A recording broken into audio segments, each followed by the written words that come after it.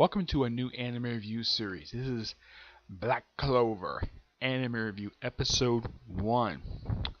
This is reviewing the first 13 episodes of the anime. I was originally planning to do this basically covering the first arc and the second one, but I kind of wanted to put out a video today, so I figured after I complete the first arc that I would just talk about it. Now the first arc is covering the first 10 chapters of the manga. Well, mainly put the first 12 episodes are 13 as a filler episode. Yes, it's a filler. I have no idea why they did this for, but they did. Yeah, and here's something really weird. Okay, you have 10 chapters, and you adapt them in 12 episodes. How in the world did they accomplish this? Well, here's kind of how they did it. They adapted the first 2 chapters in the first 4 episodes. And then from episodes, I think it was 5 through 9, it's 1 chapter apiece. Where it's basically just 3, 4, 5, 3 through 9 in just 6, at least about 5 or 6 episodes. Yeah, it gets wrapped up with episode 10, and from episodes 10 through 12, it's chapter 10. In these episodes, we can choose to a small handful of characters, like in just the premiere episode, we can choose to a few characters.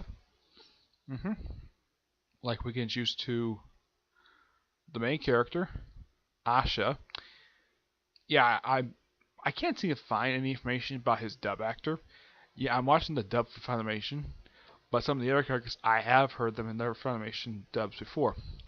So I'm very familiar with a lot of these dub actors.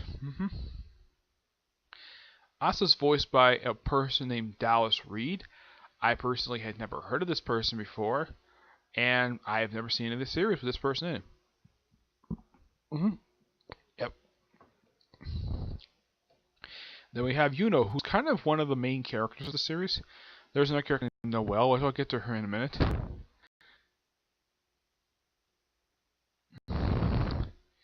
This character here, Yuno, is voiced by a man voiced by Mitch Solsit, I think it's the person's name. Yes, this guy was also in Soul Eater. He played, well, the title character, Soul Eater Evans. He was in Fairy Tail playing the character Midnight. Yeah, Midnight was the character who looked like a girl, despite being a guy, and being the son of the character known as Brain. How they were related, the show never explained it. He was also in Attack on Titan. He played Boris Fowler. Who is this guy? Well, I think he was the Colossal Titan, if I'm not mistaken. Let's see. I believe he was, if I'm not mistaken. No, he was not. The Colossal Titan was somebody else. Someone he was basically a minor character in the series, and he was on Tokyo Ghoul, voicing a character named Shido Tasawa. He was on D. Greyman Hollow as well, a couple of Noahs. That's it. Just roughly a small handful of series. Oh yeah, he's also voiced some characters on Dragon Ball Super. Togama and Haru. Then we have Noelle. She is a noble who is technically part of the royal family, and she's kind of a snob in a way. Basically very uptight and known for her long white hair. Yes, her hair is white. Lovely woman. Yet, later revealed later in the series, she actually is attracted to the main character. One of 2. Yeah, the other one actually showed up in episode 4 of all things. Rebecca Scar. She doesn't meet him for quite some time. I haven't got to her basically, well, when she first met Asha. I have read it when it got to that point in the manga, but I'm looking forward to the first meeting. Now there's some interesting characters. There's also the Wizard King, who actually shows up in episode 12 of all things. Yeah, he's voiced by a guy named Robert McCollum. Yep, and I've heard this guy in several series. This guy he played, yeah, this is the guy who was the Armor Titan, Reiner Brunn. Yep. He was also in D. Greyman as voice of Saman Dark. Yeah, this is the guy who only appeared for a small handful of episodes of the series. First up in the filler episode, and then his own arc. He was on GT, he was on Super.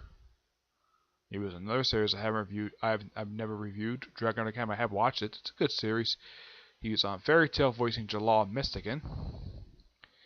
Let's see. He was a Stain the Hero Killer from My Hero Academia.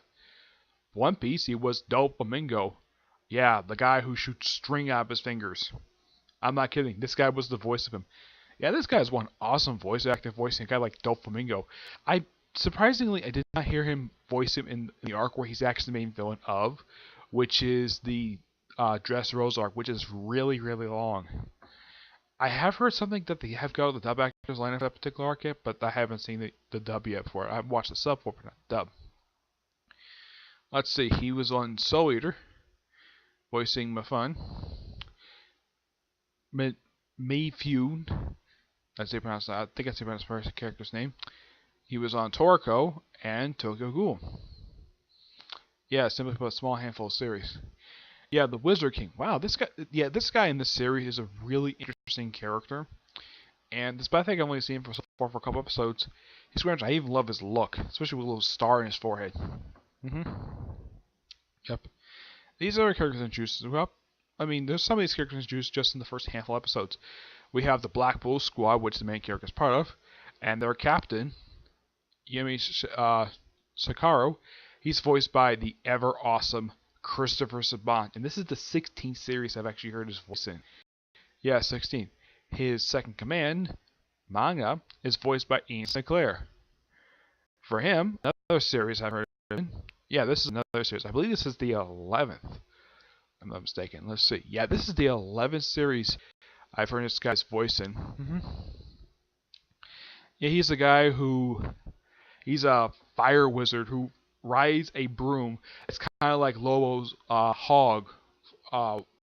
His biker is a hover hog that people have seen. It's very similar look, except it doesn't have regular handlebars. No, it's just horns.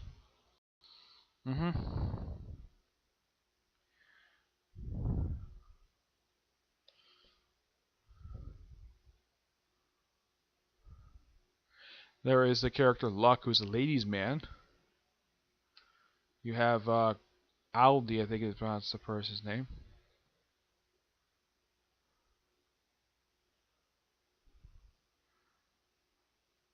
Yeah, I think this is him.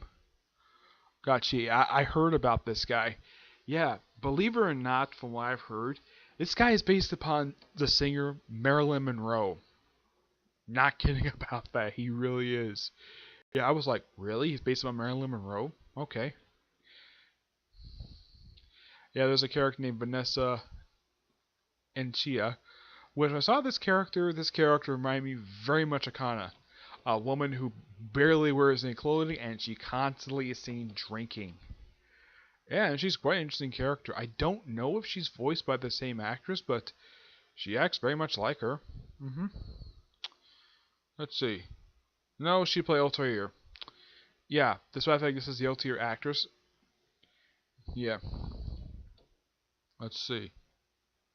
Oh, it's Gordon. Yeah, Gordon is basically the yeah, Gordon. Yeah, he's one voiced by him.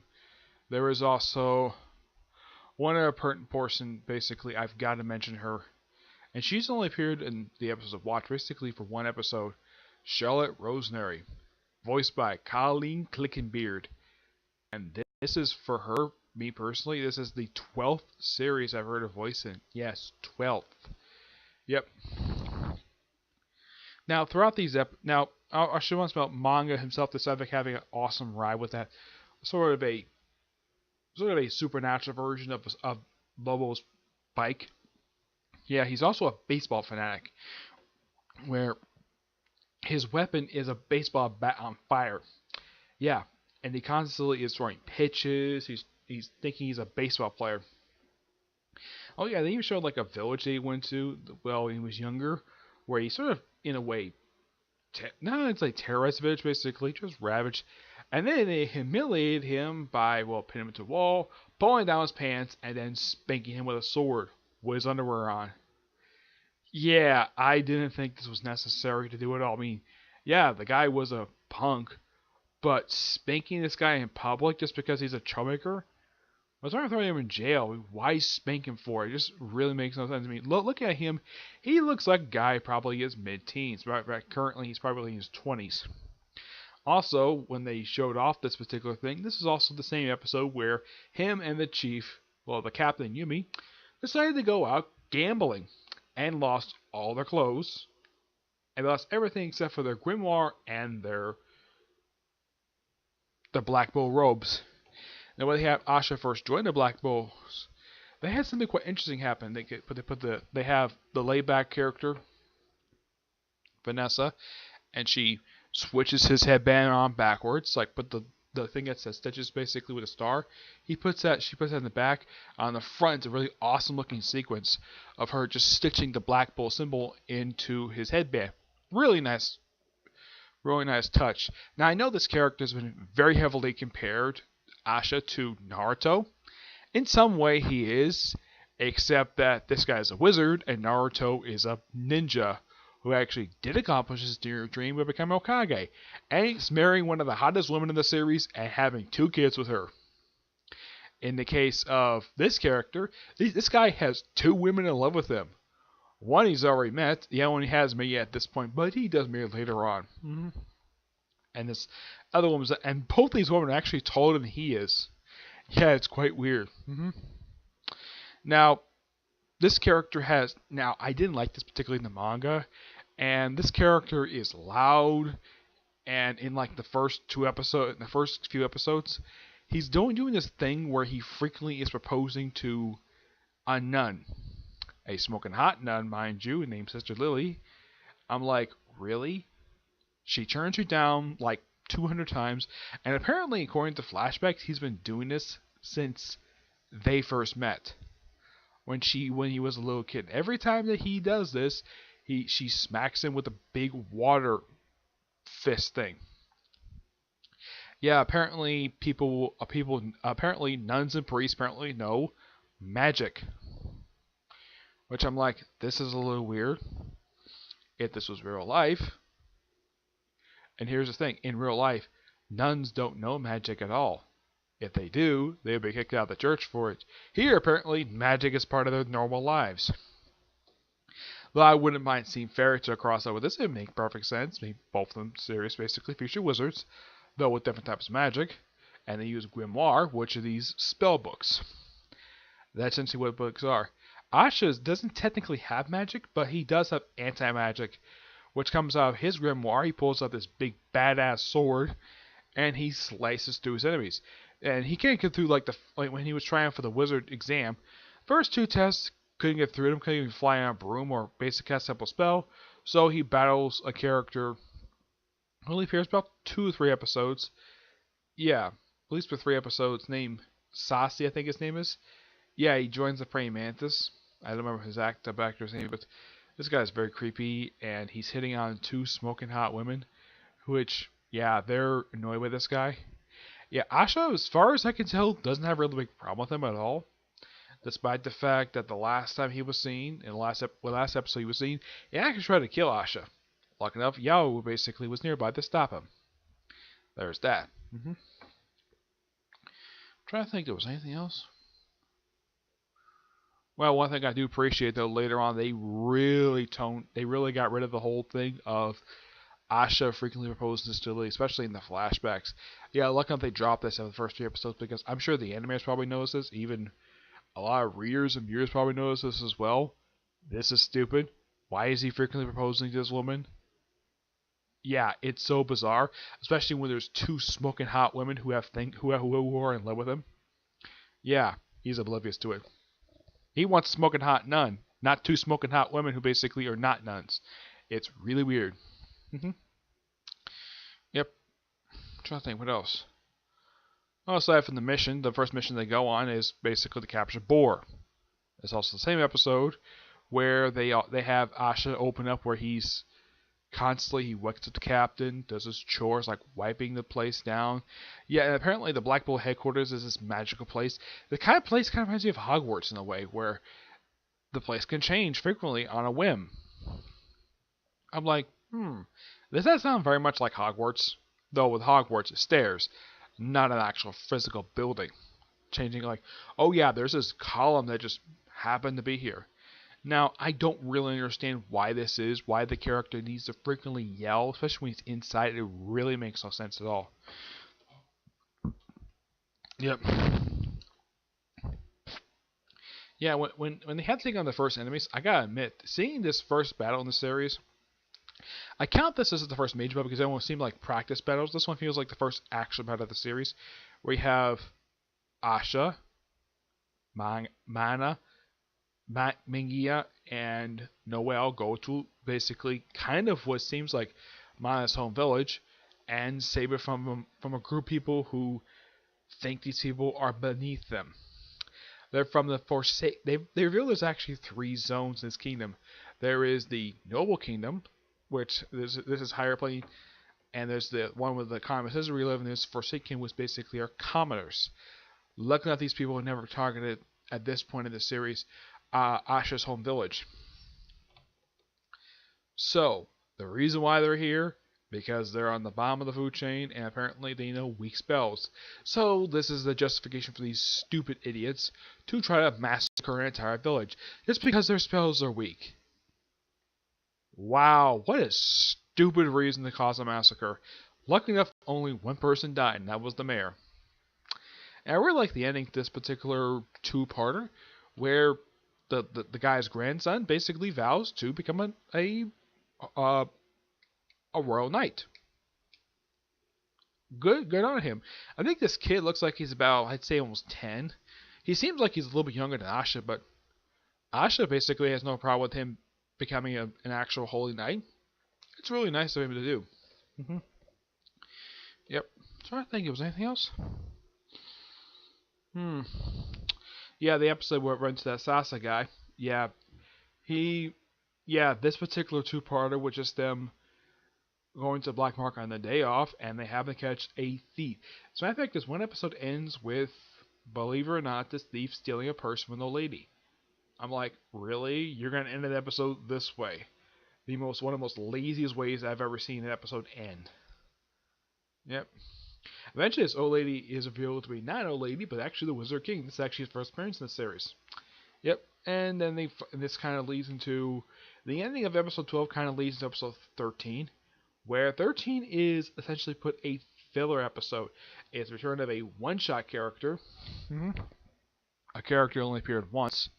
His name is, if I can find him here, his name is Salim Hapasis.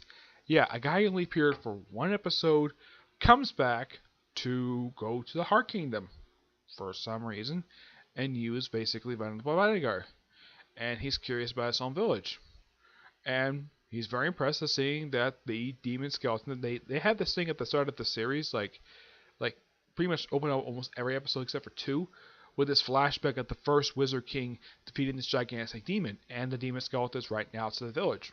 Okay, and he's very impressed with that. And on top of the skeleton is a statue of the first Wizard King. This probably also convinced Ash to become the future Wizard King. And apparently, the current Wizard King is the 28th Wizard King. Yes, 28th. By the way, currently in the manga, the guy died. Yeah, he got killed during that battle. Yeah, this happens much later in the series. Don't have to worry about that now. Oh yeah, you get a chance to meet Sister Lily. And of course the father, and this is also the group that Yano joins is the Golden Dawn. They've heard the guy who's kind of Yao's teacher refers to him as the Great Golden Dawn. I'm like, really? Yeah. Yeah, that's just him trying to promote the reputation of the group because he's a snobbing noble. At least in the case of Yu, he doesn't feel that way at all. I mean, he doesn't really give a damn about this guy's reputation. I mean, he just really wants to become Wizard King. That's basically his goal. So he just tried to just do his own pace. Now, one thing that's kind of weird about this particular series, and especially this point, they don't really show Yu very much. No, they don't. As a matter of fact, he doesn't really see Asha again until, like, the next arc. Yet they don't see each other again for quite some time. Despite the fact they're rivals. Yes, they are rivals. And Yao basically accepts him. Yao is the one who saved Asha from being killed back in episode 4. Yep. So I gotta say, these are actually pretty good episodes, despite the fact some of them have really kind of stupid things going on. But it's overall really good. And the way the Wizard King works, it seems like acts very much like the Hokage, except that he has a grander look to him. And the guy, in fact, this guy reminds me somewhat of Tsunade in a way, of how this guy just really hates doing paperwork, and he frequently tries to avoid it, kind of like Tsunade from Naruto. The only difference is Tsunade is a woman. This is a guy. By the way, I think in next arc that Asha does meet the Wizard King. Mm-hmm. Yep. So that's really it for this particular review. So stay tuned for tomorrow for episode 2, where I'm going to cover the next 2 arcs of the series. Yep. But until we see you next review, bye.